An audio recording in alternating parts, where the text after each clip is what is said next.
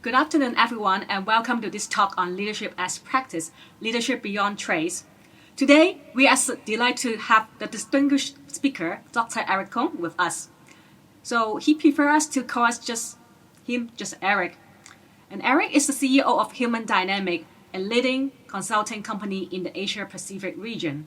And he has extensive coaching experience in leadership and change.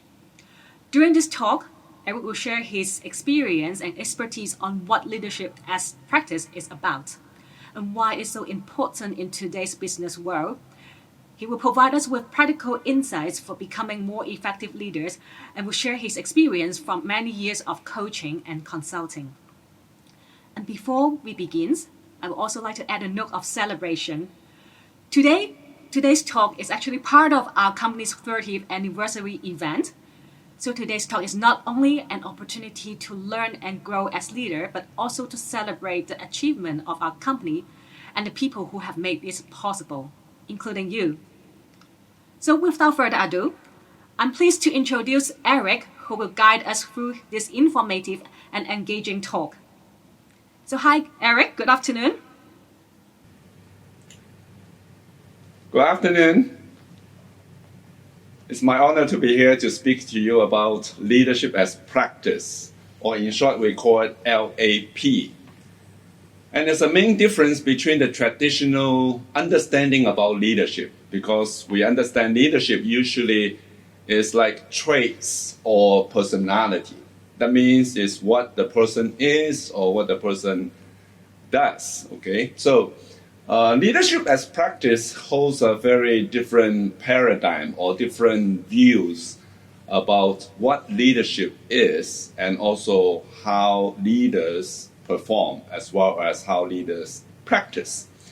I picked this photo in my PowerPoint, okay? It's like you can see that, that is in the chest, that is the king or the queen if you want. And then you have a circle of core leaders around the king. Okay, usually they are the knights or generals, if you want, okay, who can protect and also help the king manage the whole kingdom. And then you have the outer kind of core of supporters or followers to kind of be loyal to the king and also to serve different functions in the kingdom or in the emperor. So that is the traditional understanding about leadership. So when you have a leader, when we say there is leadership, usually that is what they call the big man or the big woman theory. Okay, that is the strong leader coming out and then who is wise and also usually is a great warrior, okay, in ancient time. Of course, now just physical strength might not be enough, so you might have some technology CEO like Musk, who is sharp and also very, very daring to go for different type of adventures. And he comes out to kind of talk about his great vision of reaching to Mars and then, just make a split of second of decisions to take over Twitter and also make an announcement that he will lay off 50% of his workforce, okay?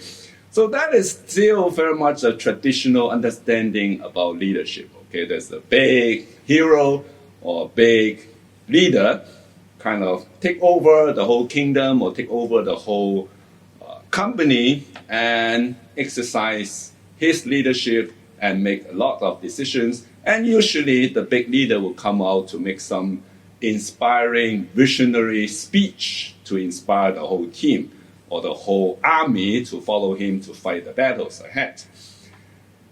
Well, that might be true. Okay, I'm not saying that such kind of leadership is not important. Okay, it's still very much what the leaders do. Okay, when he makes decisions or she comes to take over certain operations and how she go about to communicate as well to make certain decisions and take actions together with her teams to go to fulfill that mission. Fair enough. However, I'd like you to kind of take a look at this photo, and I don't know how many of you understand what this is. Okay, this is a dragon boat. Okay, and in China or in Hong Kong, then we have this dragon boat festival. It has some historical kind of background about this festival, which is not my intention to explain to you what that festival is all about. But I want you to understand about this dragon boat. Okay, in the dragon boat there are three major roles. Okay, and there's one who is sitting in the front. I hope you can see the photo there. And usually the person is sitting in the front. Okay, hitting the drum, boom, boom, boom, boom, boom, boom, boom. Okay, and then all the paddlers or the team members on the boat is following the drum to kind of keep the pattern on,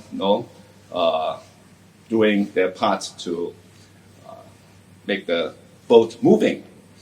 And then there's a guy sitting at the back there, and then he's the steering the rudder to make sure that the dragon boat goes straight, so they wouldn't hit the other dragon boat on the side. But usually when they start the race, it's just one direction, and then just make sure that you don't go sideways, and then don't hit the other dragon boat. That's fine. The person at the back wouldn't decide make a big turn or go to a different direction. That is not his role to do that. Now, who is the leader in this dragon boat race or in this dragon boat team? Is it the person who is hitting the drum or controlling the rudder, the direction of the dragon boat, or those who are sitting together paddling? No. Now, I haven't tried the dragon boat myself, but I know that some of my friends who do, and they told me that usually the captain of the team sits somewhere in the middle. And it's the place where he can shout and yell that, and also encourage his team to kind of paddle, and then he can keep shouting. And of course, he himself, or she, sometimes it's not just he, okay, she can kind of paddle very powerfully, okay? So that is what we call leadership, okay? Now, leadership, of course, you don't see the leader from the photo here. People very often would say that, okay, the person who hit the drum is the leader because everybody listens to him. Usually it's a her, okay, sometimes because she's lightweight, and then, okay, she can still hit the drum and everybody can hear her, okay, in the front. But the person who is hitting the drum is not really the leader because she simply responds to the captain and then go faster, faster, faster, okay, and then she just hit the drum as the captain instructed her to do, okay? And of course, as I said, okay, the person holding the rudder at the back is not really the person who drives the dragon boat. Now, we call leadership together. The whole team is the leadership, okay? And how do we know there's leadership when the whole team is really working together in one goal and one mind and one mission to win the race, and then they work together, okay? So that is what we call leadership as practice. Leadership is not about the personalities of the leaders. It's not just about the behavior or the actions of the leader. It's about the whole team. When the whole team together is the leader, the followers are working together towards that same mission and exhibit that leadership among themselves, then we call that leadership. So that is a new understanding about leadership. I hope that today I can just shed some lights to you or insights that might help you to rethink what leadership is, how you perform as a leader, or how you foster leadership among your team and in your organization. So first thing we need to rethink about leadership is leadership as practice. Okay, I'll talk more about that, LAP. Okay. And secondly, about collective leadership. Okay, leadership is not just about one person or a few persons, okay, but collective. Okay, if you're talking about a soccer team, Just like when we saw, Argentina won the World Cup. It's not just about Messi. He's great. But we all know that just one person couldn't kind of win the World Cup. It's the whole team. It's not just that 11 people who are just playing in the field, as well as those who are at the side, and then the coach, and even the whole crowd watching and then cheering them plays a part in the whole leadership of that World Cup final event. So collective leadership is a team. It's not just about one person or one superstar who can outperform the other soccer players, but he can gel the team together. He plays a part to that. The coach, the captain, and the others are also playing their part to contribute that collective leadership so that they can win the World Cup at the end. Finally, it's about rethinking leadership as leading change as a dynamic process.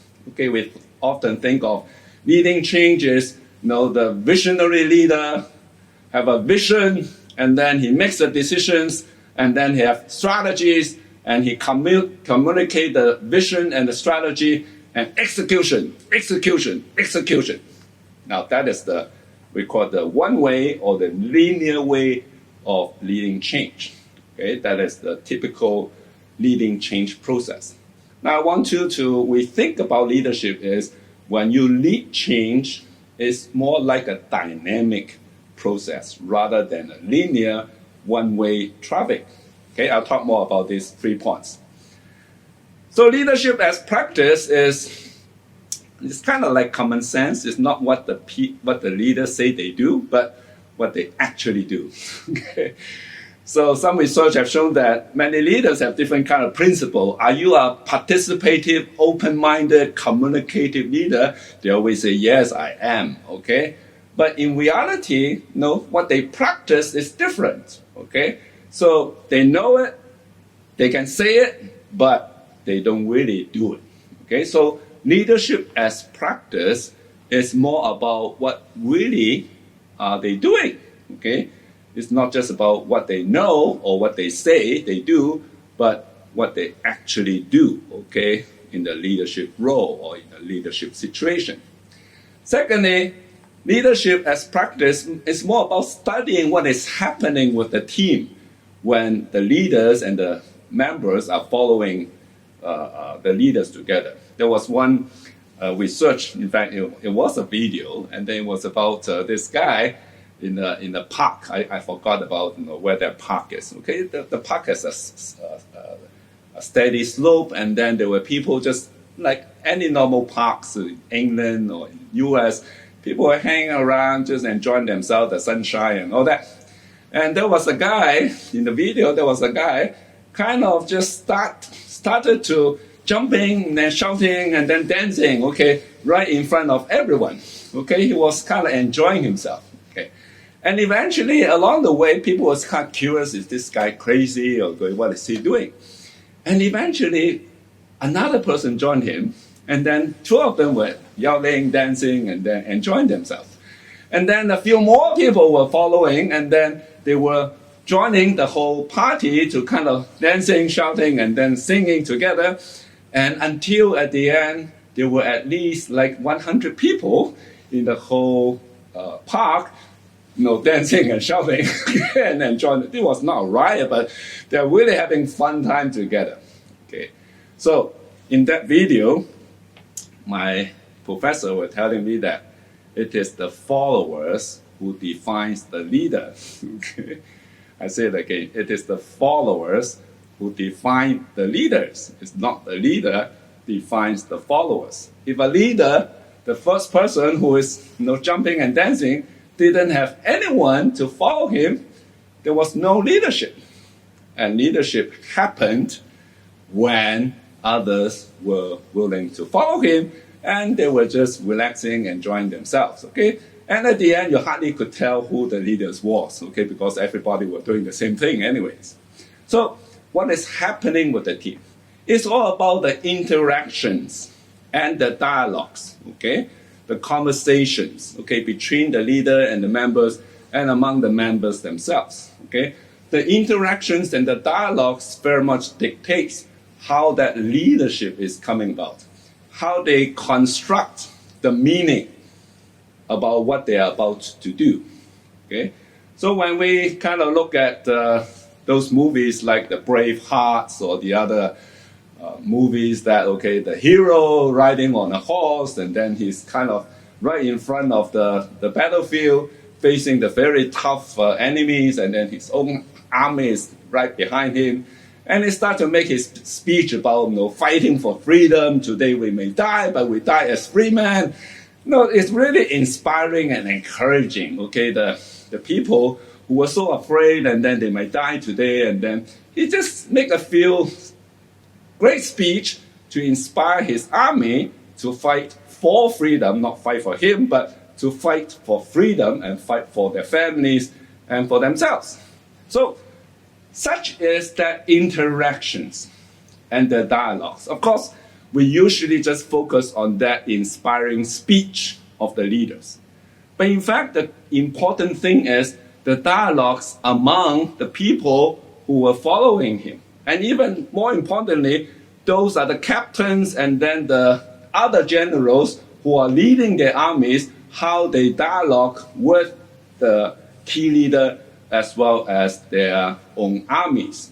So the interaction and the dialogues are happening in the whole organization, in the whole army, and in the whole team. So when we look at leadership, we need to look at the whole organization. Why some companies transform their organizations and yet they fail? Partly is because of that interaction and conversations and dialogue failed. Okay? Now, one of the points that John Kotler was saying about one major mistake about leading change is that they don't have a vision, and even when they have a vision, they fail to communicate the vision by a factor of 10. That means you should say it 10 times, but you only said it once. Okay, you need to use different channels, different people to communicate to your people about what that vision is, what they need to do, and how to receive their feedback, and then modify, and then also continue to adapt to the new situations. Yet, most of the changes just make announcements by the CEO and cascade down the whole organizations, and people were still asking, why change?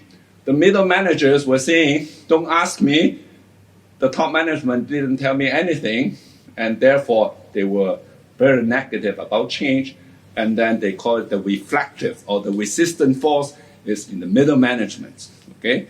And of course, you can fire the top executives, 5 or 10 people is easily, okay, just the slip of a finger, then those 10 or 20 people are gone.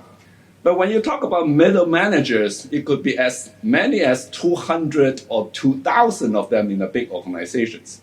When the middle managers don't have the buy-in about the change, then the leader is just talking by himself or herself.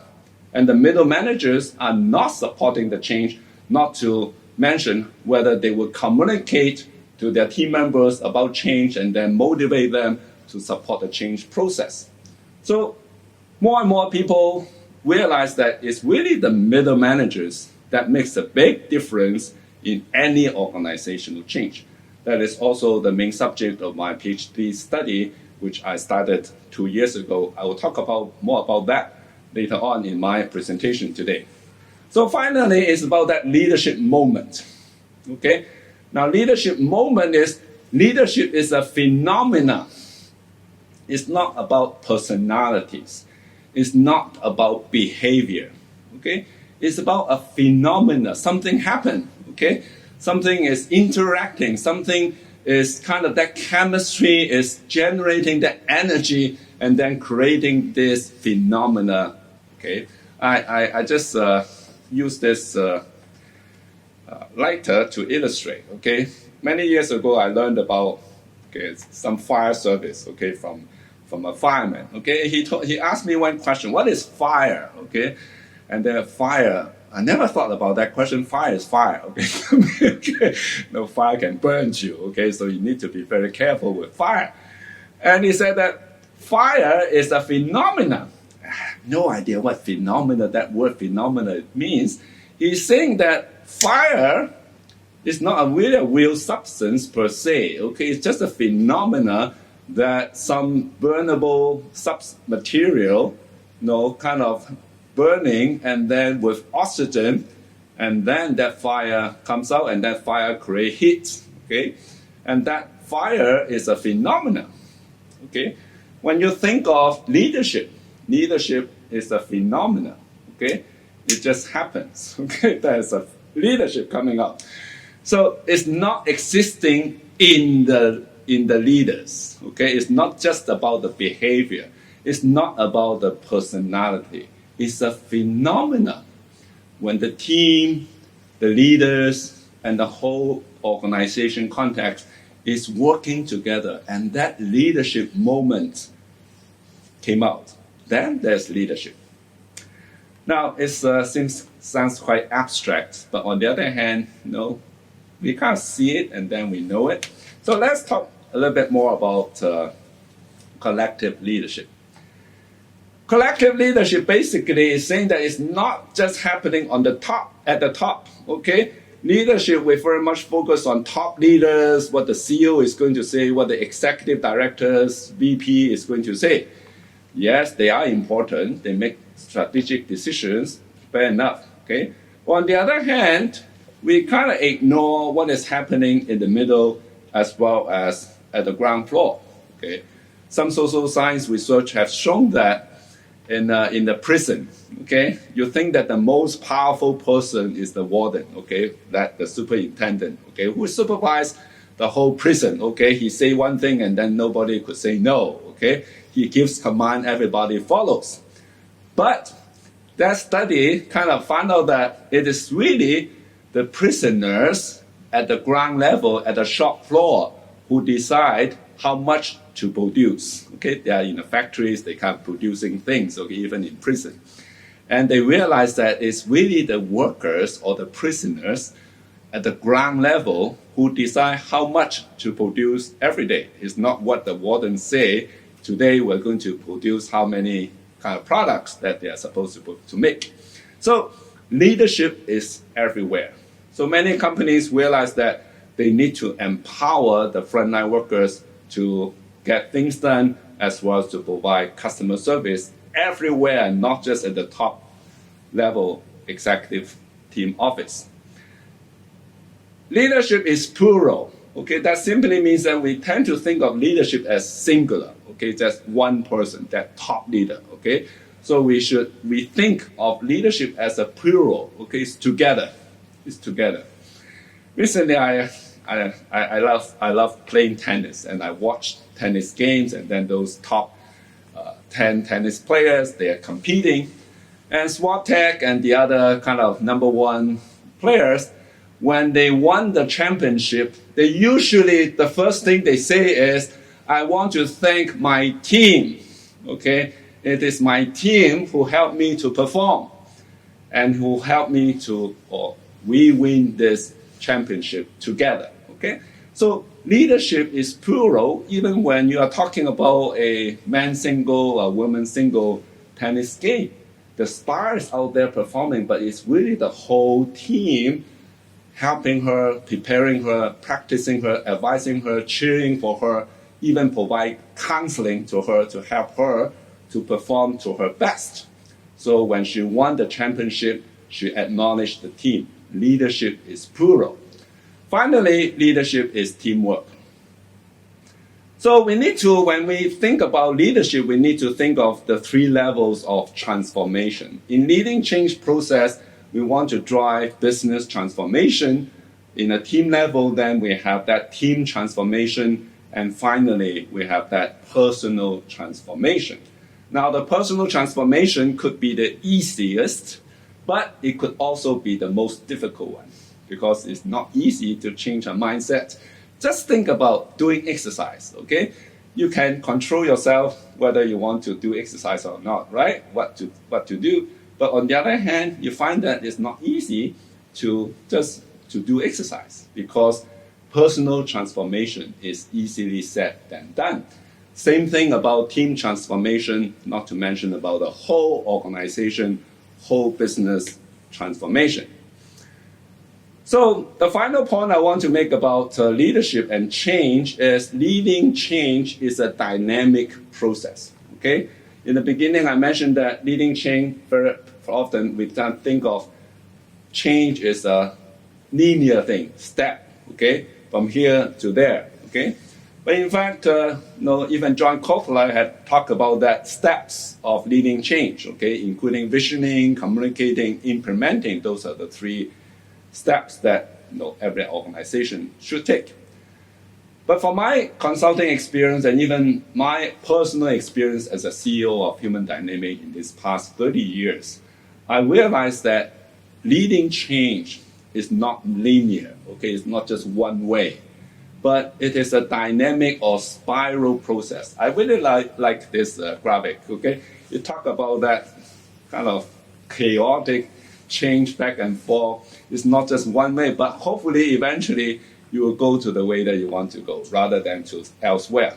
But the whole process is much more complicated and dynamic as we often think.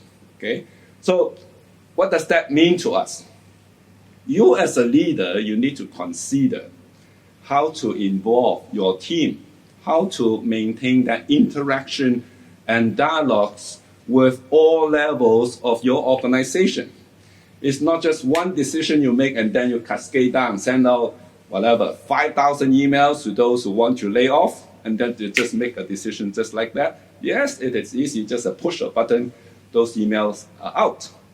But what about what happens next? What about the remaining staff of that organization? Are they engaged? Are they willing to work for you? Or they are just voting to get rid of this guy, okay? He's the worst CEO they might have, okay? They may even vote a dog to be a CEO rather than this guy, okay, who just took over the company. So it's important to involve and to engage people, particularly the significant others in the whole organization. It's not just one-way traffic. You make the shot, you make the decision, you just push through, okay? Some big nations just make decisions about COVID, okay, whether it is a zero policy or it is open up, okay? Again, this is one decision just like that, okay? Well, we have seen what had happened, and that reminds us it's important to involve the whole organization. It's a dynamic process. Okay, it's okay to be wrong. It's okay to make the wrong decisions because you're making corrections. You're adapting. Okay, you're not just make one decision and then you go and then boom. Okay, you cannot return. That is that linear decision. We try to avoid that. Okay, leading change is an adaptive and a dynamic process. You can make changes. You can stop. You can say, I'm sorry, I make the wrong decisions. Okay, and then you do it again. Okay, you try something else with your team, and that is importance about leadership and change. That we hope to help companies to think about leading change is a dynamic process of constructing meaning together. Okay, if they don't buy in, they don't think that it's making sense to them, then they won't get involved. They won't support you. Secondly, it involves top management, middle managers, as well as frontline workers, plus customers, partners, and other stakeholders. Any successful change will involve the whole organization, as well as to involve the customers and other stakeholders. It's not just the top leader make big decisions and then cascade down. So finally, I just want to draw attention why middle manager is important. You can see that the top management, the middle managers, and then the team members, okay, are interacting together. And the middle managers really playing vital part in the communication and the execution process. Many organizations simply ignore the middle managers. And in fact, when I was doing my PhD research, I realized that there was so little literature about middle managers and the middle managers' leadership. There were hardly less than 5 books. Just think about it. The whole world had written less than 5 books on middle managers. Just think about that, okay? And we talk about the importance of leadership, okay? So it's important to help the middle managers, engage them, as well as to empower them to lead together with the top management team, as well as to influence and to lead their own teams in their respective regions and divisions.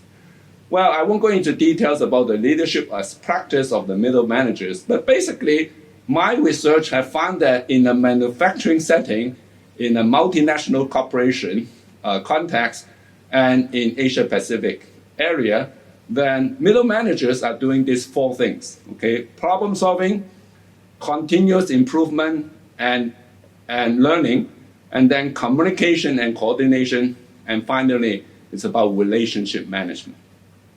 Managing the top leaders, managing the peers, managing the team members, and even the corporate decision makers, okay? We know that multinational corporations, the headquarters makes kind of centralized decisions and execute around the whole world, so they need to manage those as well. So, and they pretty well are playing different roles in the different leadership practice. As a solution provider in problem solving expert, as well as in continuous improvement and learning as an innovator and experimenter. And as a communication and also coordinator is project manager and coach. And finally, relationship management as a broker and negotiator, okay, to involve in different parties, in dialogue, engaging them, and then finding that win-win solutions and change outcome together. So I hope that in the future we can kind of understand more about leadership as practice and to learn together how to create a better organization, stronger leadership, and make a difference in this rather chaotic world. Thank you. Human Dynamic will play a part, and we will want to become your business partner to engage you in making this world a better place. Thank you.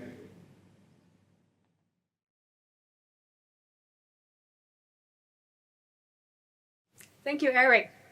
So after this wonderful sharing, I know you may have questions for Eric or for us. So please feel free to leave your comments or questions on our website, LinkedIn, or Facebook. Come to our website here for more information. And for those who have attended today, we have just released our white paper. It is a summary of Eric's PhD research finding on leadership as practice of middle managers for organizational changes. So this is not available anywhere else yet. For those who have attended today, you are the lucky one. You'll be the first to see it. If you wish a copy, feel free to leave your contact to our inbox, and we will reply to you soon. So once again, thank you very much for joining us this afternoon. I wish you have a good evening, and we wish to see you all next time.